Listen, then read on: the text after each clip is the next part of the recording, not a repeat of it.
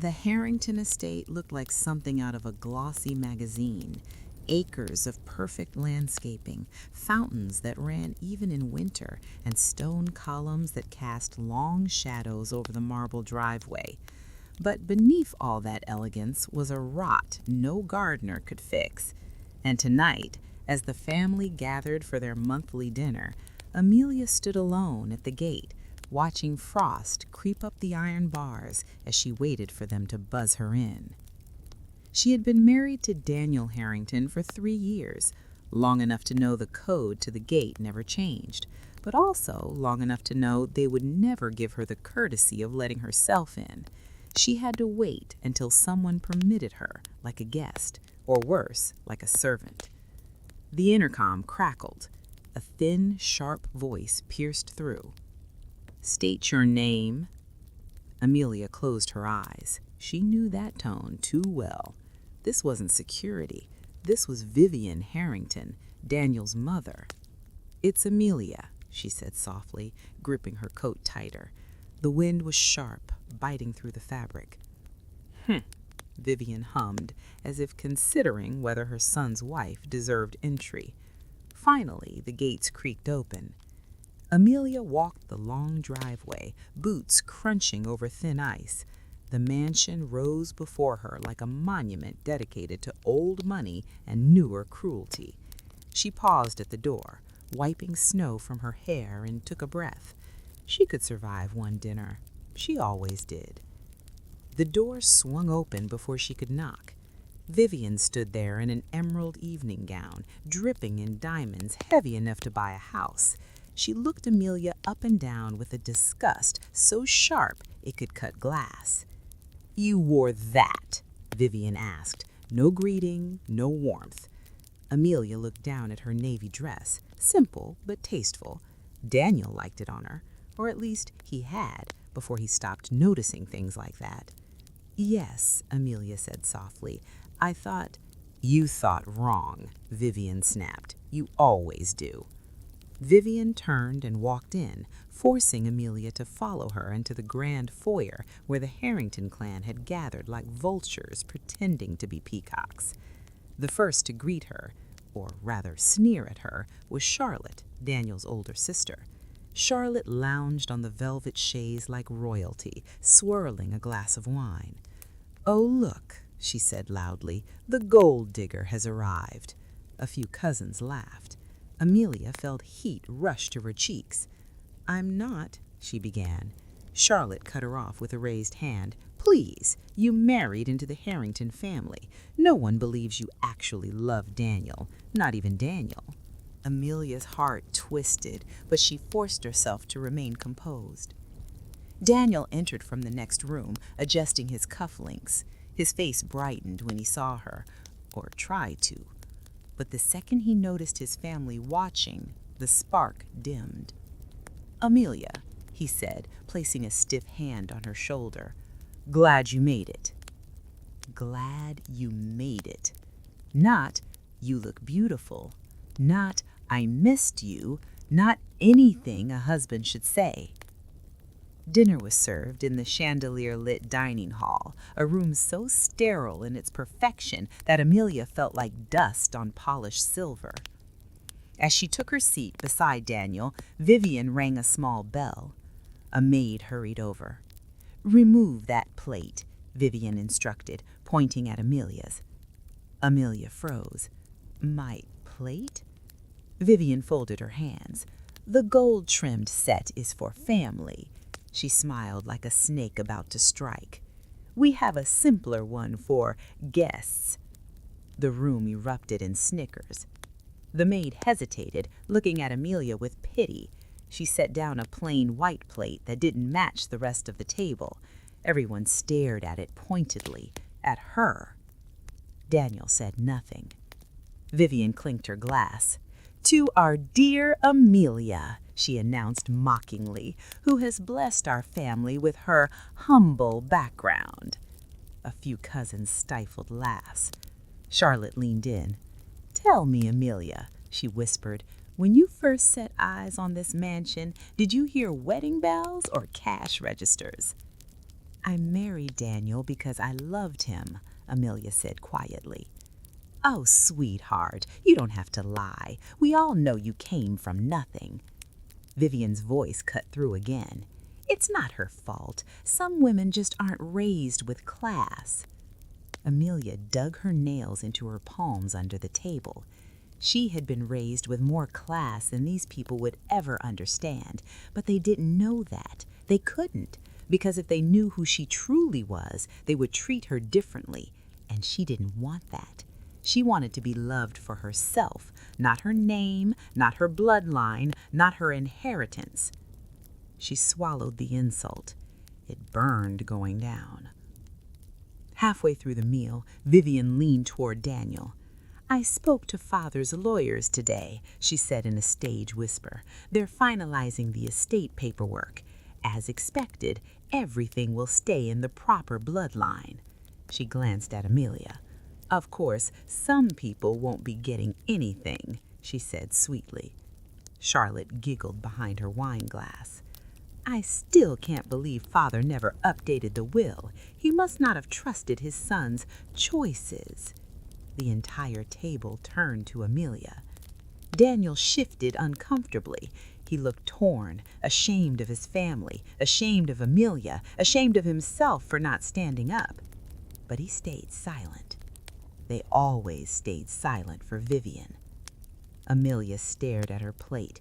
She wanted to disappear. She wanted the night to end. She wanted... A sudden hammering thud echoed through the room. Everyone turned. It was Gregory Harrington, the patriarch's lawyer, standing at the doorway, snow still clinging to his dark coat. Vivian, he said, his voice grave, we need to speak, now. Vivian lifted her chin. We are having dinner. This cannot wait. Everyone felt it. Something had shifted. Vivian stood, annoyed but curious, and stepped away with Gregory into the hall. The family erupted in whispers. What's going on? Did something happen with the estate? Is there a problem with the assets? Alone, Amelia stayed quiet. Fear and intuition tangled in her chest. After 5 long minutes, Vivian re-entered the room. But she was not composed, not poised, not regal. Her face was sheet white. Charlotte stood. Mother, what? Vivian's voice trembled. Father updated the will. A hush fell. Even the air seemed to freeze. And, she whispered, looking at Amelia with something between horror and disbelief, you all need to see who he left everything to. For a moment, no one breathed. Vivian Harrington, who ruled the family with an iron fist wrapped in diamonds, stood frozen in the doorway. Her hand trembled around the folded document Gregory the lawyer had handed her. The air crackled with something electric, something dangerous. Charlotte broke the silence first. What do you mean, updated? She demanded, stepping toward her mother as if the room itself had tilted beneath her feet. Grandfather didn't change anything. He promised. Vivian shot her daughter a sharp look that made Charlotte fall silent. Gregory entered behind Vivian, closing the doors quietly. Snow still clung to his shoulders, melting into dark patches on his coat. His eyes scanned the room, lingering on Amelia for a second longer than anyone else. His jaw tightened. The cousins, the aunts, and every extended Harrington sitting at that long dining table leaned forward, hungry for answers. But the only one whose heart was pounding loud enough to hear was Amelia. Not because she expected anything, but because something felt wrong, and she didn't know if it was the room, the will, or the sudden shift in Vivian's expression. There was fear there, and something else beneath it, something like disbelief. Vivian's voice cracked as she spoke again.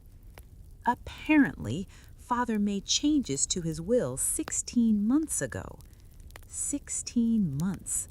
That was after Amelia married Daniel. The table erupted. What? Why didn't we know? That's impossible. He was bedridden. He wasn't even coherent then. He would never do that without telling me. Finally, Daniel stood.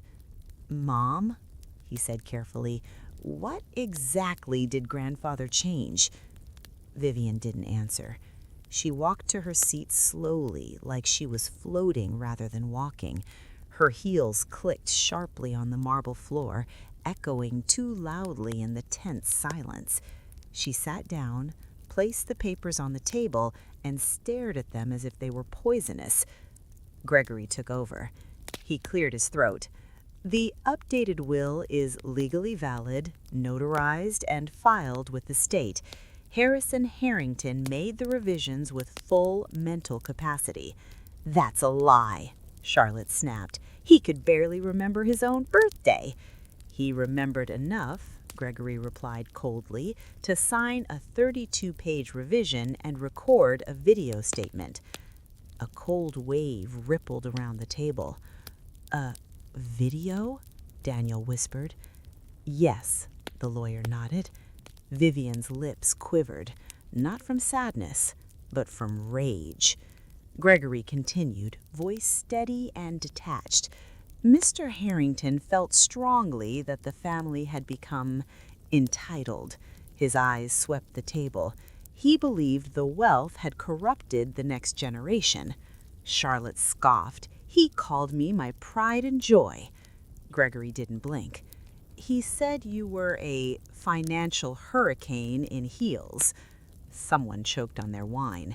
Even Daniel cracked a startled, nervous smile before hiding it when Vivian glared at him. And what did he say about me? Vivian demanded, arms crossed tightly over her emerald gown. Gregory hesitated, just long enough for the room to feel it.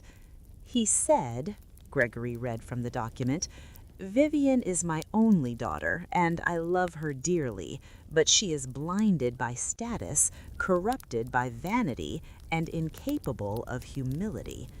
A collective gasp. Vivian turned scarlet. That old man! How dare he! Gregory raised a hand calmly. Please, let me continue. Vivian sat back down, gripping the arms of her chair until her knuckles turned white. Amelia remained silent, shrinking slightly in her seat, aware that a storm was brewing, and she was sitting right in the center of it. Gregory flipped to the next page. With these concerns in mind, Mr. Harrington wrote that he wished his estate to go only to those he believed carried genuine kindness, humility, and integrity, qualities he felt were lacking in his lineage. The room simmered with offense and tension. Amelia's stomach twisted. She had spent years being insulted, belittled, and excluded, but she had never seen the Harringtons look so collectively insulted. Daniel cleared his throat. All right, enough of this. Who did Grandfather leave the estate to? Gregory inhaled deeply. Vivian closed her eyes, and the world seemed to stop. To Amelia Harrington, Gregory said. The room exploded. What? Why didn't we know? That's impossible. He was bedridden. He wasn't even coherent then. He would never do that without telling me. Amelia felt the air get sucked out of her lungs. Her ears rang. Her pulse thundered. She shook her head, gripping the edge of the table. No, that's not possible. He barely spoke to me. Vivian's voice was venom. Of course he barely spoke to you. He didn't trust you. He pitied you. This has to be a clerical error. Father wouldn't leave you anything. You're nobody. Gregory shook his head decisively. There's no error. He opened the binder and slid a smaller envelope toward her. This is a letter Mr. Harrington wrote for Amelia, his final written message. Amelia stared at the envelope. Her name was written in delicate script. Her throat tightened. Charlotte slammed her hand on the table. This is insane. Amelia married my brother for money. She's a gold-digging... Enough. Gregory's voice boomed, silencing the entire room. There is also a recorded video message from Mr. Harrington. He requested it be played only when the entire family was present. Vivian paled. Daniel sat up straighter. The cousins fell silent. Gregory picked up a small remote and pressed a button. The chandelier lights dimmed. A projector screen lowered behind the head of the table, and then a face appeared. Harrison Harrington, weeks before he died, frail but eyes as sharp as steel. The room stopped breathing. He looked directly into the camera and into the dining room. If you're watching this, then I am gone. And judging by the screaming I imagine is happening right now, you've all heard the news. A few cousins glanced nervously at each other. Harrison chuckled weakly. I made my choice. And no, Vivian, before you ask, no one manipulated me. Unlike many of you, I am not a fool. Vivian gasped. Harrison continued. I left everything to Amelia because she is the only one among you who showed me humanity. Amelia's heart twisted painfully. Harrison leaned closer to the camera. And to Amelia, he said softly, I know you never wanted this, which is precisely why you deserve it. Amelia covered her mouth, tears burning her eyes. Vivian seethed. Daniel looked lost. The video ended abruptly. Silence. Absolute, shattering silence. The screen went dark. The faint whir of the projector slowing to a stop echoed through the chandelier-lit dining room. Yet no one moved, no one spoke. The Harrington family, so loud, so entitled, so unshakable, was frozen in utter disbelief. Amelia sat very still. Her hands were in her lap, fingers trembling, heart racing so fast she felt lightheaded. She didn't want any of this. She had never wanted any of it. She just wanted to be Daniel's wife, respected enough to exist. Now she was staring at the fallout of a choice she never made. Vivian was the first to move. She rose slowly, her emerald gown shimmering under the soft light, her diamond earrings trembling with fury, her eyes, sharp, cold, wolf-like, locked onto Amelia. You, she hissed, voice shaking, have ruined this family. Amelia's chest tightened. Vivian, I didn't... Oh, shut up, Vivian snapped, slamming her manicured hand against the table. Do not pretend to be innocent. You knew exactly what you were doing. Gregory the lawyer stepped forward. Mrs. Harrington, be silent, she barked at him, turning back to Amelia. You married my son and decided to steal from us, from me. This was your plan from the beginning. That's not true, Amelia whispered. I didn't even know he changed the... What a convenient lie, Charlotte cut in, standing from her seat with the drama of an actress taking center stage. You expect us to believe you had no idea the richest man in the family left you everything? Please, you've been working on this for years. Amelia shook her head. I swear, Charlotte stalked toward her. You cried to him, didn't you? Played the innocent sweetheart, told him how mean we were, manipulated the last decent man in this family. Daniel finally rose to his feet. Charlotte, stop! Why? Charlotte spun around, hair whipping over her shoulder. So your little wife can keep pretending she's better than us? So she can keep the money she clearly stole? I didn't steal anything, Amelia cried, voice cracking. I would never. Vivian jabbed a trembling finger toward her. You're a gold digger. Everyone knows it. Everyone has always known it. My father saw through it too. He just went senile before he could correct the mistake. Gregory stepped forward. Harrison Harrington was completely lucid during the lies, Vivian snapped. You were fooled, bought off, tricked by this opportunist. Tears stung Amelia's eyes. She wasn't crying from guilt. She was crying from the weight of years of humiliation compressed into one monstrous explosion. Every insult, every condescending glance, every whisper behind her back, it all came crashing down, amplified by the rage directed at her now. Daniel clenched his jaw. Mom, this isn't her fault. You heard the video. Grandfather made the decision because... Vivian whirled on him so fast he stepped back. Don't you dare defend her, she shouted. You brought this parasite into our family. You married beneath you. I told you this would happen. Mom, no. Vivian pointed at Amelia again. She coddled your grandfather. That's what she did. Played nurse to that old man to get in his good graces. Amelia swallowed hard. I sat with him because no one else did. He was lonely, Vivian. Vivian's face contorted with rage. You think you're better than us because you sat with a dying man? How noble, how manipulative. Gregory finally stepped closer, voice firmer. Regardless of your feelings, the will is legal. Amelia is now the primary beneficiary of all Harrington assets. The room trembled with a sharp collective inhale.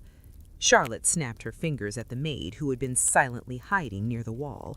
Get security, now! I want her removed. The maid froze, eyes wide. Vivian hissed, Do it. But Gregory lifted his hand like a stop sign. No one is removing anyone. Amelia is the legal owner of this estate, effective immediately. Daniel blinked rapidly. Wait, what? Legal owner, Gregory repeated, as of Harrison's passing. Another explosion of reactions. She owns the house? That's impossible. This is our home. She just got here. She doesn't even belong in this family. Daniel's voice cracked.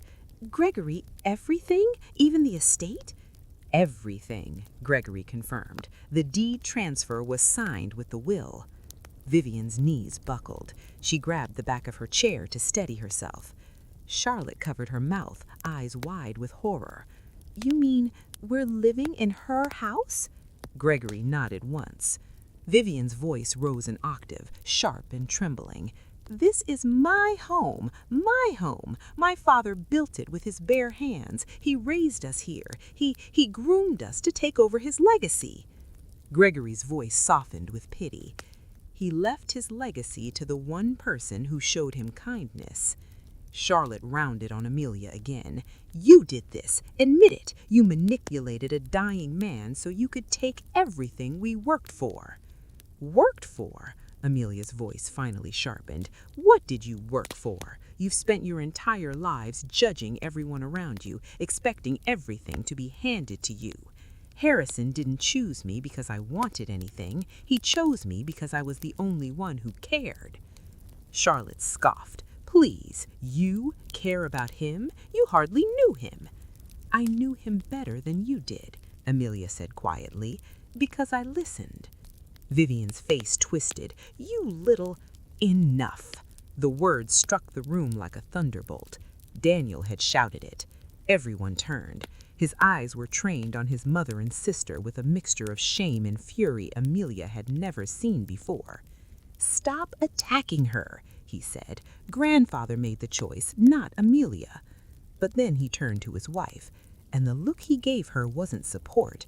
It was confusion, fear, a sense of betrayal that wasn't deserved but was forming anyway. Amelia, he whispered, you really had no idea?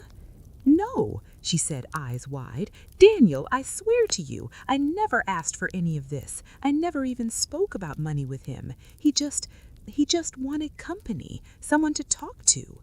Daniel rubbed his hands together, overwhelmed. This is a lot. Vivian saw the hesitation, and she pounced. You see, she said softly, venomously, even your own husband doesn't trust you. Daniel's jaw twitched. Amelia felt her heart crack. Vivian stepped forward, voice like a blade. You want the house, fine. You want the money, fine. But you will not destroy my family's dignity. You destroyed it yourselves, Amelia whispered. Vivian gasped, as if no one had ever dared speak back to her. Gregory stepped in again. We need to discuss the transition. Effective immediately, the estate, assets, and properties will transfer into Amelia's possession. Everyone else will receive what Harrison left them in the previous versions of the will. Charlotte frowned. Which is what? Gregory opened a file. A set of commemorative plates. Silence. You're joking, Charlotte breathed. I wish I were. Vivian demanded. And what about me? Gregory flipped a page. A monthly stipend of $500. Someone choked. A cousin actually fainted. A grass shattered. Vivian swayed. 500? She whispered, as if the number itself burned her tongue. Gregory nodded. He wrote that it was more than enough for someone who spent a lifetime wasting what she already had. Vivian collapsed into her chair, shaking. Amelia stared at the chaos unraveling around her, this wealthy, powerful family imploding like glass under pressure, and all she felt was numb. Not victorious, not vindicated, just numb, because she knew this wasn't the end. It was only the beginning. The chaos in the dining hall simmered into a heavy, poisonous silence. The chandelier above flickered slightly, casting fractured light over a family that had just realized the ground they stood on no longer belonged to them, literally. Amelia felt pressure closing in around her chest, like invisible hands tightening. She wished she could disappear, wished she could take a breath without feeling guilt for something she never even wanted. But the room's hostility pressed down harder with every second. Across the table, Vivian dabbed at her trembling lips with a cloth napkin. The emerald of her dress shimmered as she tried to regain control of herself and the situation. "This is outrageous," she whispered hoarsely. "I refuse to accept this. I refuse to let this nobody walk into my home and—" "Daniel," said Vivian sharply, "stop calling her that." Vivian glared at him. "Are you going to keep defending her after everything she's done to this family?" Daniel hesitated. That hesitation cut through Amelia deeper than any insult. "Everything she's done?" Amelia whispered. "Daniel, I haven't done anything except try to be part of your family." Vivian laughed, cold, bitter, sharp. "Try, you. You've been leeching off us since the day you put on that cheap wedding dress." Amelia flinched, but it was Daniel's wince that gutted her. "You know that's not true," she said quietly. Daniel rubbed the back of his neck, tension radiating off him. I don't know what to think right now, Amelia. This is a lot." Vivian leaned in, voice poisoning the air like a gas. "She fooled your grandfather. She fooled you. She fooled us all." "Vivian, stop," Gregory warned sternly. "Oh, don't pretend you're unbiased," she snapped. "I refuse to accept this. I refuse to let this nobody walk into my home and—" "Vivian," Daniel said louder, "this conversation has to become civilized, or I will need to ask everyone to leave so Amelia can review the documents privately." The thought of Amelia being alone with him, of the family being ordered out of what they still believed was theirs, sent many of the Harringtons into barely contained hysteria. Charlotte paced back and forth like a caged animal.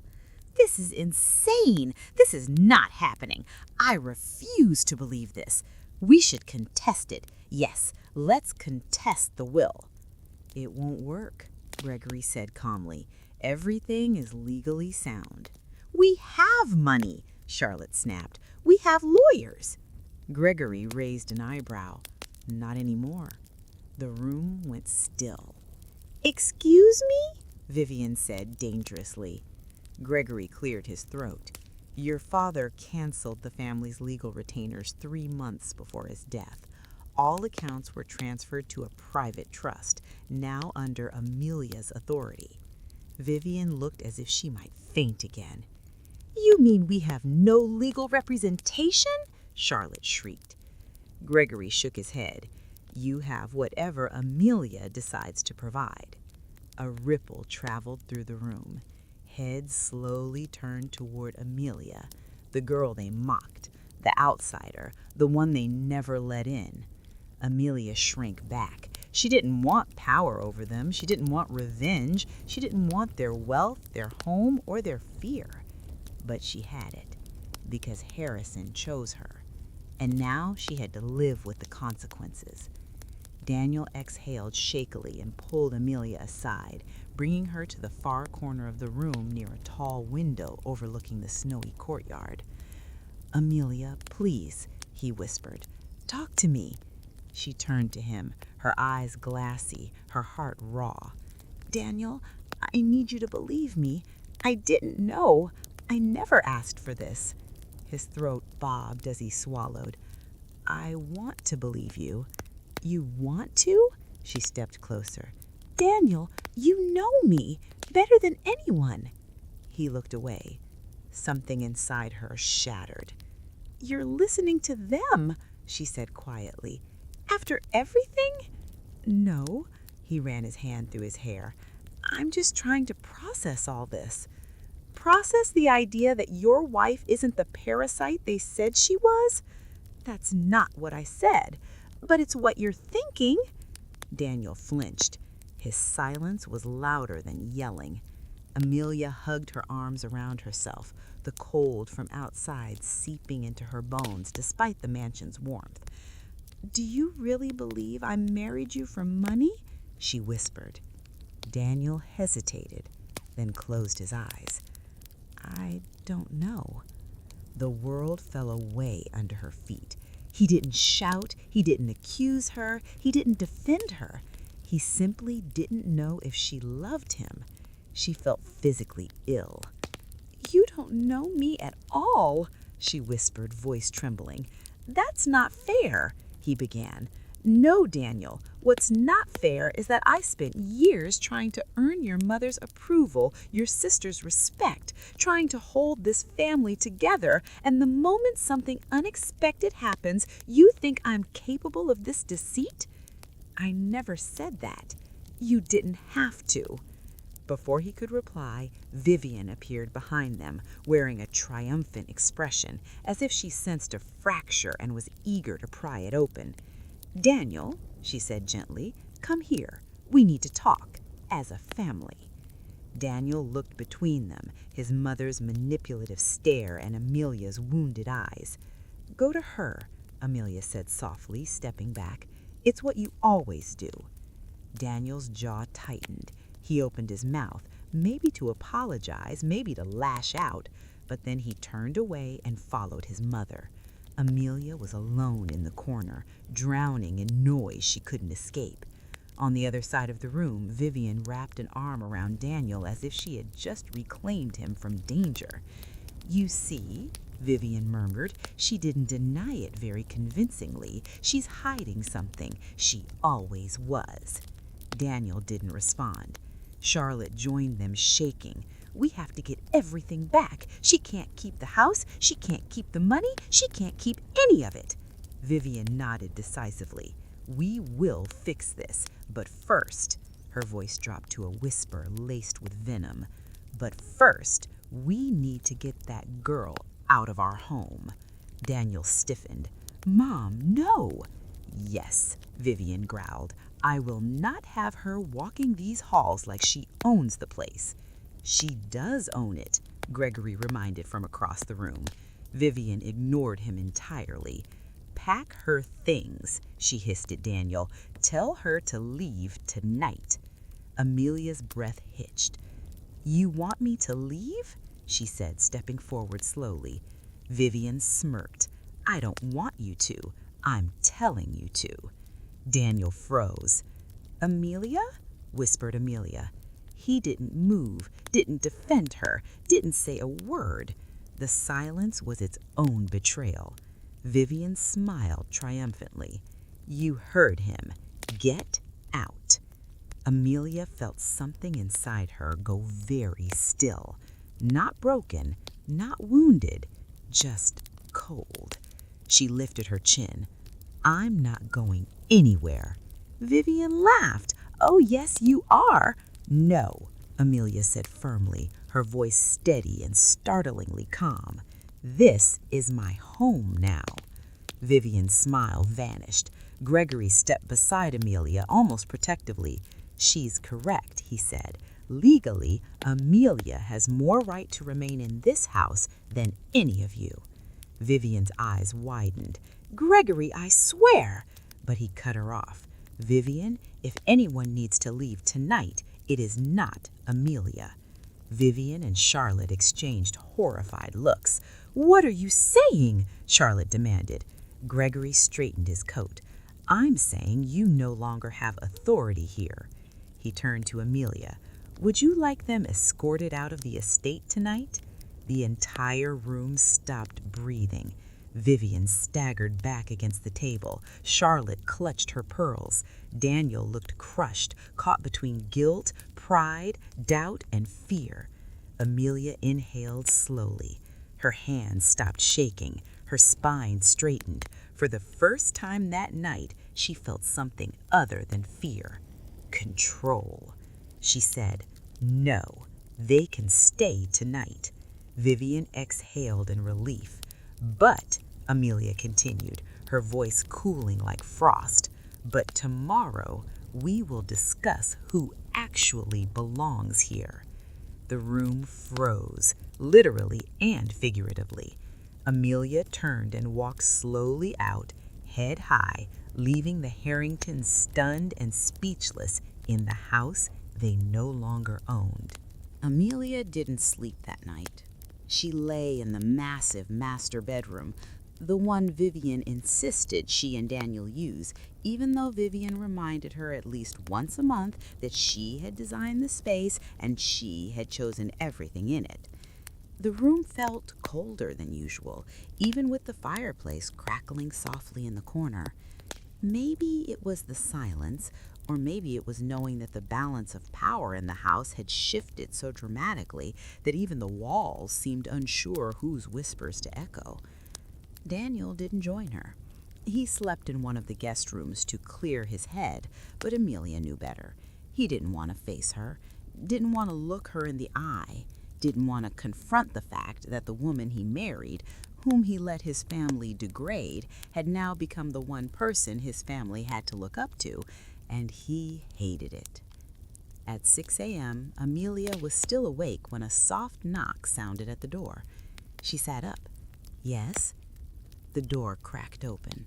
It was the maid from the night before, Lena, a woman in her 50s who had always been kind to Amelia, even when the family wasn't. "Mrs. Harrington," Lena whispered. Amelia blinked, still startled by the title. "Yes, Lena?" "I thought you should know. Miss Vivian and Miss Charlotte have been awake since dawn. They're not taking it well." Amelia exhaled. "I didn't expect them to." "They're in the drawing room, arguing about you." "Of course they were." "They seem to think you'll remove them from the house today." Amelia rubbed her hands over her face. "I don't want to throw anyone out." Lena hesitated. "If I may speak freely, they would throw you out without a second thought." That wasn't news.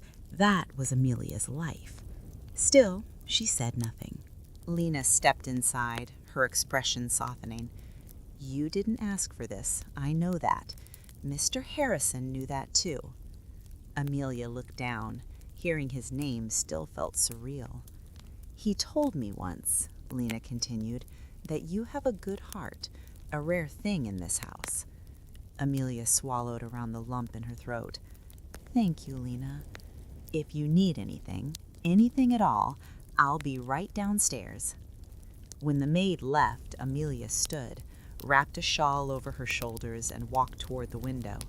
Snow still blanketed the courtyard. The sky had begun to lighten, hints of pink pushing through the deep navy. It was beautiful. Cold, but beautiful, like change. By the time Amelia came downstairs, the atmosphere was like a storm without thunder. In the drawing room, Vivian sat stiffly on a velvet sofa, hair perfectly styled despite the hour, makeup done as if she needed armor. Charlotte perched beside her, arms folded, foot tapping violently. Daniel stood leaning against the fireplace, staring into the flames as if trying to burn away everything he didn't want to face. All three looked up when Amelia entered. The tension tightened instantly. "Good morning," Amelia said softly. Charlotte scoffed. "There's nothing good about it." Vivian's lips thinned. "I suppose you're here to tell us what time we should be out of your house?" "Vivian," Daniel warned. "No," Amelia said calmly. "I'm not throwing anyone out today." Vivian blinked, surprised. But she recovered quickly. "Oh, decided to let us breathe a little before you drag us into the snow?" Amelia approached slowly, keeping her voice steady. "I asked for a meeting because we need to talk about the will, the estate, and what happens next." "Oh, that's wonderful," Charlotte snapped. "A lecture from the new queen." "Charlotte, please," Daniel muttered. "Don't defend her," Charlotte shot back. "She's the reason we're losing everything." Amelia inhaled deeply. "I'm not here to fight. I want to find a way forward, one that doesn't tear the family apart." Vivian let out a bitter laugh. "Sweetheart, the family is already torn apart. You tore it." Amelia ignored the barb and turned to Daniel. "We need to talk privately." Daniel's jaw tensed. "We are talking." "No," she said softly. "Your mother and sister don't need to be in this discussion." "Anything you say affects us. We have every right to be here." "No," Amelia said with quiet steel. "You don't." Vivian's eyes widened. Daniel stepped between them, palms raised. "Let's not start fighting again." "We're not fighting," Amelia replied. "I just need a moment with my husband." Vivian opened her mouth, but Daniel surprised everyone. "It's fine, Mom. We'll talk alone." Vivian stared at him as if he'd betrayed her, but Daniel didn't look back. Amelia led Daniel down the hallway to Harrison's old study, a room filled with dark wood, old books, and the scent of pipe tobacco no one dared clean away. She closed the door behind them. Daniel stood with his hands in his pockets, shoulders tense. "So," he said quietly, "what do you want to talk about?" Amelia studied his face, familiar yet so distant. "Daniel, I need to know what you believe." He frowned. "About what?" "About me." He didn't answer. So she continued. "Do you believe I manipulated your grandfather? Do you think I tricked him, steal from him, lie to him, use him?" Daniel took a breath. "I don't know." Amelia's heart cracked again. "You don't know?" "Amelia, put yourself in my shoes," Daniel said suddenly, voice rising. "This is insane. My grandfather left you everything. Not me, not my mother, not the family he raised. You." "I didn't ask him to," Amelia whispered. "I know that, but it doesn't change how this looks." "How it looks," Amelia repeated softly, "not how it is." Daniel turned away, running a hand through his hair. "And the worst part," he said, voice strained, You didn't tell me you spent so much time with him." Amelia blinked. "You never asked. You didn't volunteer it either." "I didn't think it mattered," she said, hurt. "You were always at work. Your mother always kept you away from him. I didn't want to make you feel guilty." "So instead, you became his confidant behind my back." "It wasn't behind your back," Amelia cried. "He was lonely. He asked me to visit. He wanted company, Daniel. Company, not loyalty games or inheritance politics." Daniel shook his head. "I just don't know what to do." Amelia's voice softened. "You could trust me." "I'm trying," he said honestly, "but everything is happening so fast." She stepped closer. "Daniel, do you think I married you for money?" He hesitated, and history repeated itself. "I don't know." This time Amelia didn't cry. She went cold instead. A numbness washed over her like an icy tide, steadying her emotions instead of drowning them. If Daniel couldn't see the truth, if he didn't know her after all these years, then there was nothing she could say to convince him. "I see. Then maybe you don't know me at all." He looked pained, but he didn't deny it. She turned away and walked toward the window, staring at the snow-covered garden. "We need space, Daniel," she said quietly. His breath caught. "Space? Yes. You're asking me to leave?" "No," Amelia said, turning back. "I'm asking us to step back, to stop destroying each other with guesses and fears." Daniel opened his mouth, but Vivian's voice pierced through the door. "Daniel! Amelia! Come out here this instant!" Both flinched. Amelia opened the door. Vivian stood there, pale, panting, holding her phone. "What is it?" Daniel asked. Vivian looked at Amelia with a mix of fear and hatred. "It's the bank," she whispered. "The accounts, they're all frozen." Charlotte appeared behind her. "And they said," Charlotte swallowed, "they said we need Amelia's authorization to access anything." Daniel's face drained of color. Vivian's voice cracked, desperate. "You own everything." She wasn't accusing anymore. She was begging. For a moment, no one spoke. Vivian stood frozen in the doorway, her phone shaking in her hand. Charlotte hovered behind her, pale and speechless. For the first time since Amelia had known them, the Harrington women looked genuinely afraid. Not angry, not outraged, not condescending. Afraid. Daniel stepped forward cautiously. "Mom, what exactly did the bank say?" Vivian swallowed hard, eyes darting between Daniel and Amelia. She looked small somehow, despite the diamonds, the gown, the lifetime of entitlement. "They said," she whispered, her voice cracking, "that all of Father's accounts, all family trusts, all investments, all properties are in Amelia's name now, and that the only person who can access or release any funds is her." Charlotte grabbed the doorframe. We're broke?" "We are not broke," Vivian snapped, as if the sheer force of indignation could alter reality. "We still have assets." "No," Amelia said softly, "you don't." Vivian whipped around. Amelia stepped out of the steady and faced them, her voice calm, steady, no longer trembling like last night. "Harrison transferred everything before he died, all accounts, trusts, and assets. Without my authorization, none of you have access to a single cent." Charlotte let out a strangled gasp. So we have nothing?" Amelia didn't answer. She didn't need to. Gregory appeared from the hallway holding a stack of documents. "That is correct. Until Amelia signs the release forms, which she is under no legal obligation to do, you cannot touch any Harrington funds." Vivian sank onto a chair, clutching her pearls. "This can't be happening," she whispered, voice hollow. "This is a nightmare." Gregory cleared his throat. "I suggest we relocate to the main parlor to discuss the next steps." But Amelia suddenly shook her head. "No, we're not having this meeting in the parlor." Everyone stared.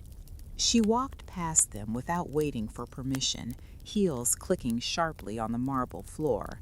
She wasn't retreating, wasn't hiding, wasn't shrinking.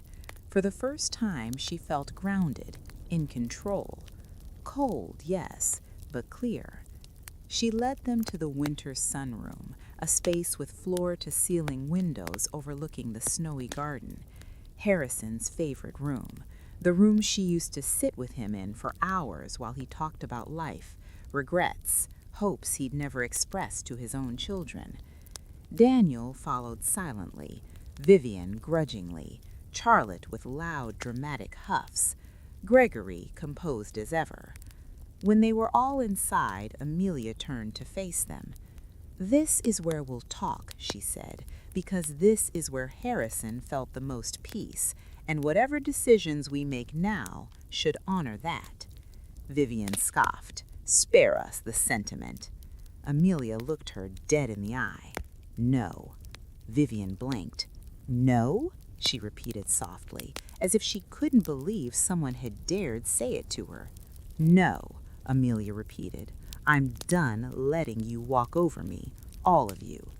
Charlotte crossed her arms. So what now? You'll kick us out, throw us into the snow like the villain in your little story? Amelia inhaled slowly. Charlotte, you and your mother called me a gold digger from the moment I married into this family. You mocked me, humiliated me, sabotaged me at every chance. Charlotte rolled her eyes. And you expect sympathy? No, Amelia said. I expect accountability. Charlotte fell silent. Amelia turned to Vivian. You told me I didn't belong. You made sure I always felt unwelcome. You treated me like less than human. And even now you think I tricked your father when you couldn't be bothered to give him the time of day. Vivian's nostrils flared. How dare you? No, Amelia said again, raising her voice, not with anger, but with finality. Today, you listen. Vivian's mouth snapped shut. You want access to the accounts, you want stability, you want the estate to stay intact, Amelia asked. Then we start with honesty. Charlotte scoffed. What do you want us to say? That we were mean to you? Fine, we were mean. Happy? No, Amelia replied. I want the truth, all of it. Gregory cleared his throat softly. I think it would be wise to let Amelia speak. Vivian folded her arms. Speak then. Amelia swallowed hard. Her voice softened, not weak but empathetic. I don't want revenge. I don't want to see anyone homeless. I don't want to destroy this family. I married into it because I loved Daniel and because I believed families could be repaired if people tried hard enough. Daniel flinched visibly. But I was wrong, because I was the only one trying. Vivian shifted uncomfortably. Amelia turned to the window, snow falling gently beyond the glass. Harrison wanted his legacy to go to someone who cared, not about wealth, not about status, not about image, but about people. He believed that person was me. I didn't understand it at the time, but now I see what he meant. She faced them again, and I intend to honor his wishes. Vivian leaned forward. Meaning? Amelia took a breath. This estate, this money, these assets, they aren't going to be used as weapons anymore. Not against me, not against anyone. Charlotte frowned. What are you saying? I'm saying, Amelia said clearly, I'm not taking anything away from you. Not today, not next week, not ever. I will not destroy your lives, not the way you tried to destroy mine. Vivian stared at her in shock. You won't? No, Amelia said, but things will change. Daniel finally spoke. What changes? Amelia met his eyes. You doubted me. You didn't trust me, and I can't pretend that didn't cut deep. Daniel swallowed. But I know you were overwhelmed. I know this was a shock, so I'm giving you a choice too. He stood straighter. What choice? We work on us, or we end things peacefully. No fighting, no bitterness, no one loses anything. But we decide with honesty, not fear. Daniel's eyes glistened, but he didn't cry. He stepped closer. I want to work on it, he said softly. I want to fix things, Amelia. She studied him. For the first time all night, she saw sincerity, not weakness, not fear of losing wealth, but real emotion. Then we'll try, she whispered. A breath of relief escaped him. Vivian looked horrified. Charlotte stared at the floor. Gregory smiled faintly. Amelia exhaled, steady and calm. It's a new beginning, she said, for all of us. Vivian opened her mouth, and for once she didn't insult. She bowed her head. Thank you, she whispered. It wasn't warm, it wasn't affectionate, but it was the closest thing to humility Vivian Harrington had ever shown. Amelia nodded. "Let's do better," she said. "All of us." Snow continued to fall outside, and inside the winter room, for the first time in years, the Harrington family began to thaw.